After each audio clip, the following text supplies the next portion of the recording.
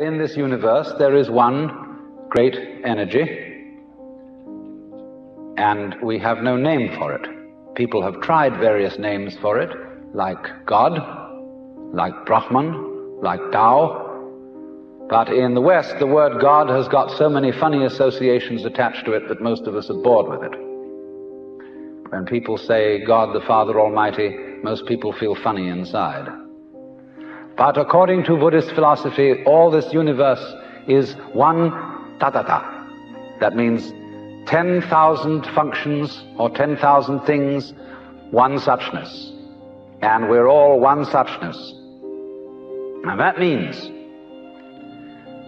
that suchness comes and goes like everything else, because this whole world is an on and off system.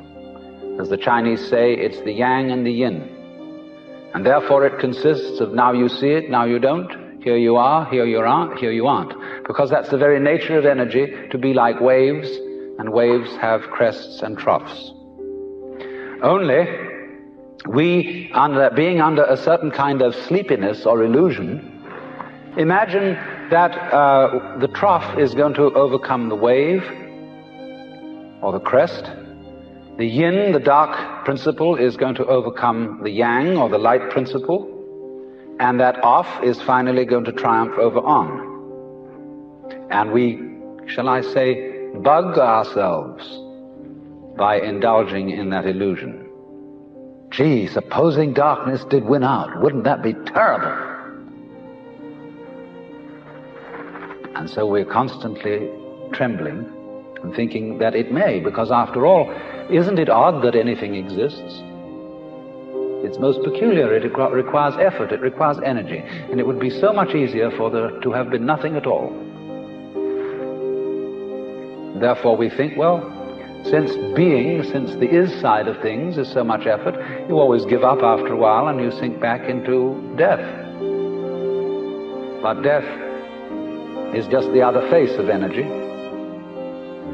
and it's the rest, the not being anything around, that produces something around, just in the same way that you can't have solid without space, or space without solid.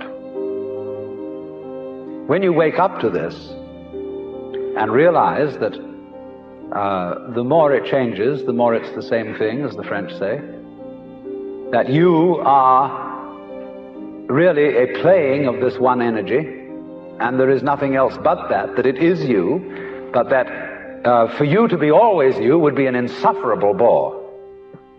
And therefore it is arranged that you stop being you after a while and then come back as someone else altogether. And so when you find that out, you become full of energy and delight. And you suddenly see through the whole sham of things. You realize you're that. We won't put a name on it. You're that. And you can't be anything else. So you are relieved of fundamental terror.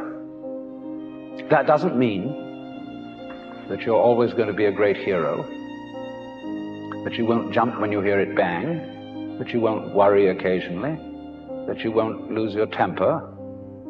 It means, though, that fundamentally, deep, deep down within you, you will be able to be human in the pains, difficulties, and struggles that naturally go with human existence.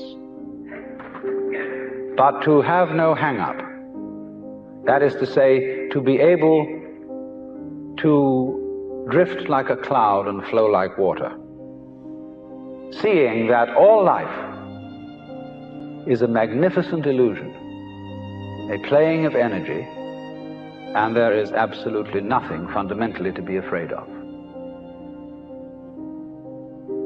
Fundamentally. You will be afraid on the surface. You will be afraid of putting your hand in the fire. You will be afraid of getting sick. But you will not be afraid of fear. Fear will pass over your mind like a black cloud will be reflected in the mirror.